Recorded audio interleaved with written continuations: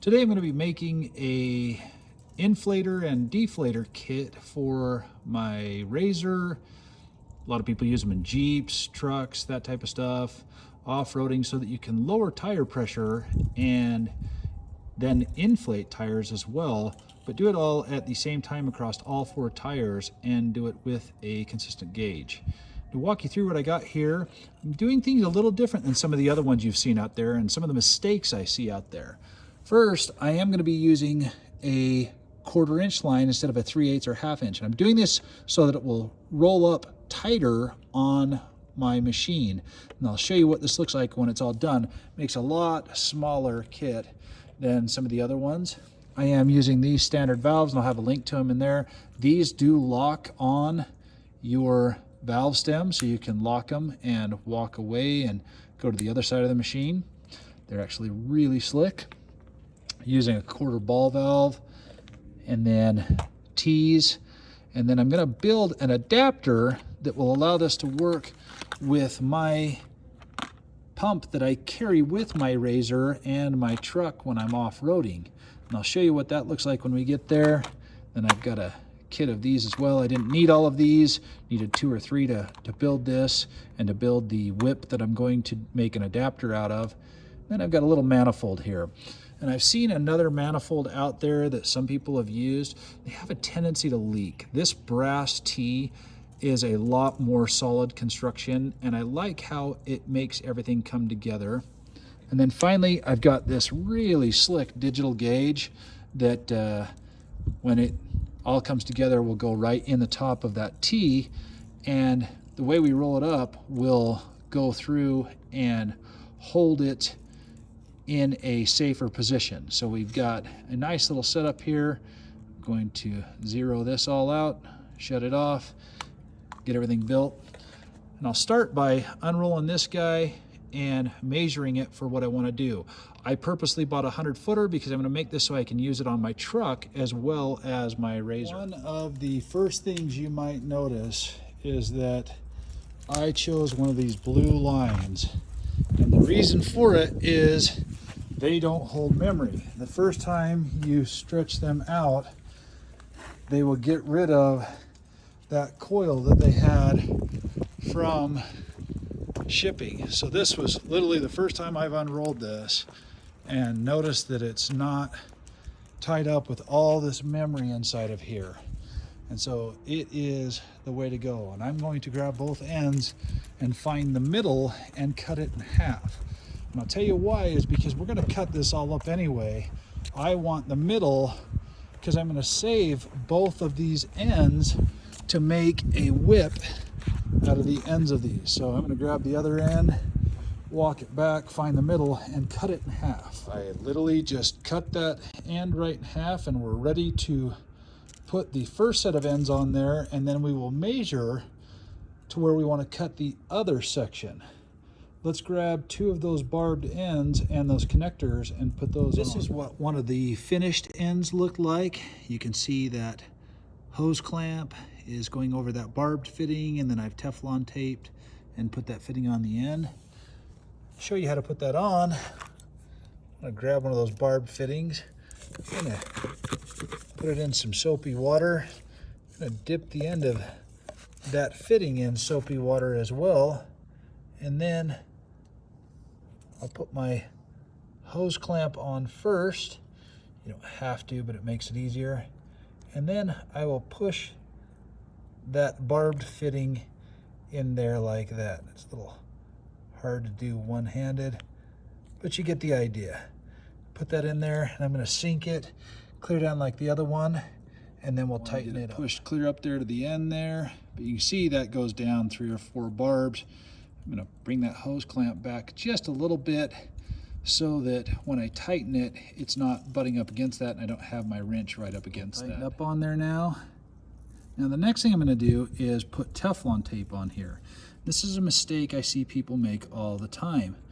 You want to have those threads facing you as you put the Teflon tape on there and run it clockwise.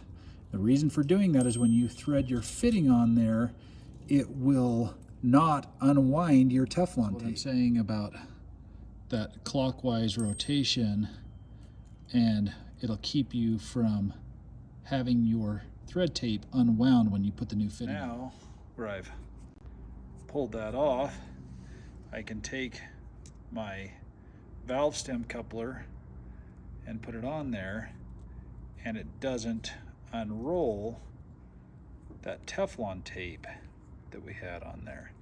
So that's why you want to do it that way. It keeps it all nice and tight. Now I'll grab 2 wrenches and tighten that up, but I can't hold the camera and do that at the same time. Next measurement that I'm going to do is put this end where I would use it on my truck, or near where I'd use it on my truck, and measure that distance out to the front to where I can cut it and put a T in here. So that looks good. I've got plenty of space in there. I want to give myself a couple extra feet in case I'm using it on a long bed or whatever else, and I'm not trying to short myself on that, because an extra foot or 2 of hose isn't going to cause me any headaches there. Now I've cut them to the shorter length, which is basically the wheelbase of my truck, which will be the longest application that I'm going to use it on. I'm going to put a T on both of these ends and make a pigtail to go up to the tire. So we'll grab some of these T's that we have here out of this kit and put a T in both sides. Now I had somebody ask me why I'm using 1/4 inch on this. Why not 3/8? Why not half? Because I can supply more air faster. Well, it's not entirely true. You can't supply more air faster. You don't have the pressure and the volume to do both. And really this is about stabilizing. And good chance is the pump that you're using to pressurize that isn't pushing a 3/8 or a 1/2 inch line either. So putting a bigger line honestly does you no good and creates more bulk. So there's a handful of reasons why I did this. Weight, size. I love this blue line for its flexibility and its compactness. There's a whole bunch of reasons. So grabbed my T's, we'll push those in and get them mounted, and I'll show you that pigtail here in a second. The first half of our T installed. Now I'm going to cut about a 3-foot piece. It doesn't need to be any longer than that to make the other pigtail that goes up to the valve, and I'll show you what that looks like. That's starting to come together. I've got that 3-foot piece off the end of that section of the T. Now I'll grab this end and put another barb on there and our other connector there, just like we did on the opposite end. Now I'm just measuring how long I want this cable to be to go to my T in the front of my vehicle.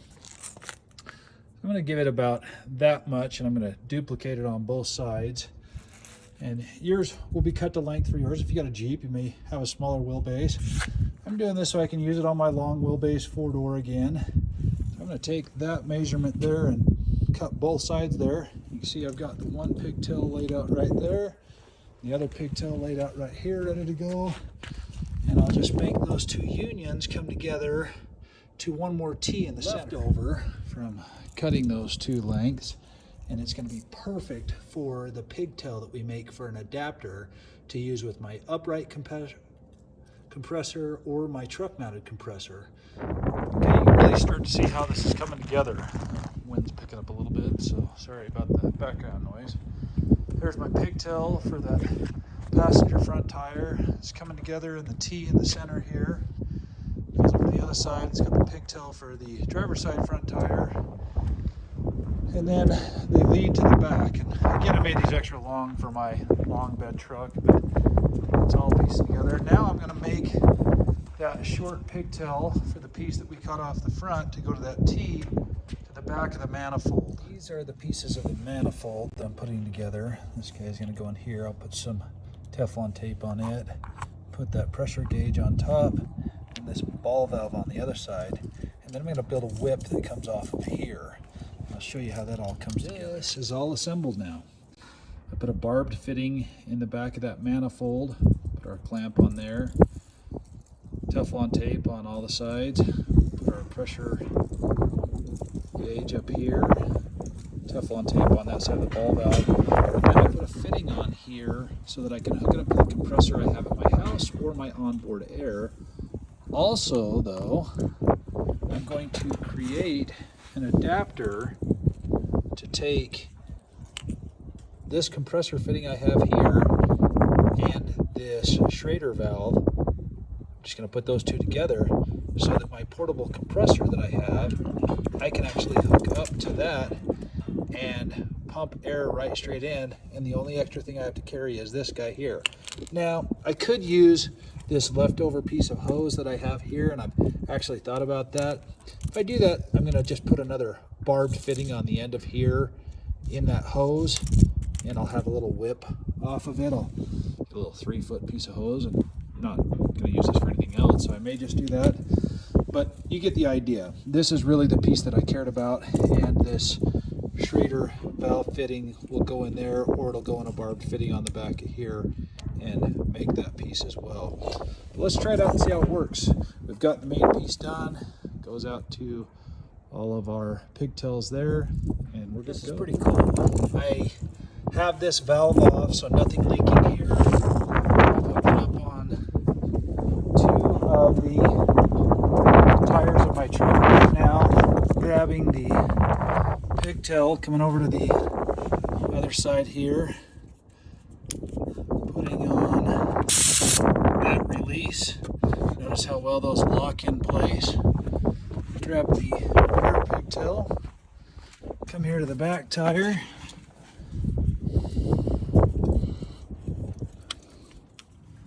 pull that valve stem off, and these have a real interesting positive clicking mechanism. They will stay open or closed, and they make a great seal. Notice no hissing, no anything else. And the tires right now are balancing themselves out.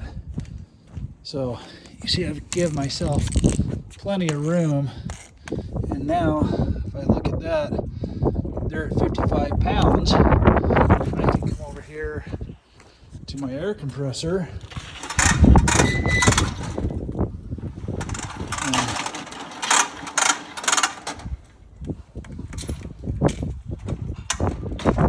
This hose, put it on my pigtail,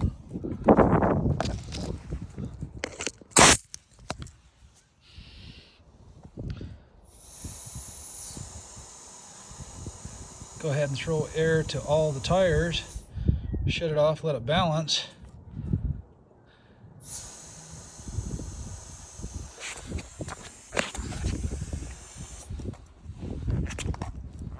We are at 59.5.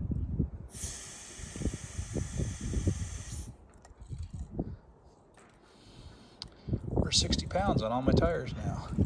If you decided that's a little bit more air than you wanted, you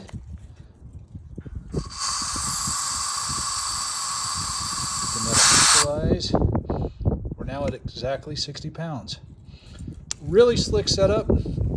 I will take and make that pigtail, like I said, and really all it is just putting some Teflon tape on that bar fitting there, so that it will run with my air compressor that I carry with me. But all in all, a great little kit for airing up and down your tires on your vehicle. I'm going to coil it all up and show you why I really like this. Hold up. This is a lot smaller than if you used a 3/8 or a 1/2 inch hose. And you can see by the size of my hand that it's really not that big. And if you coil it up, it kind of protects that gauge. Great little setup though.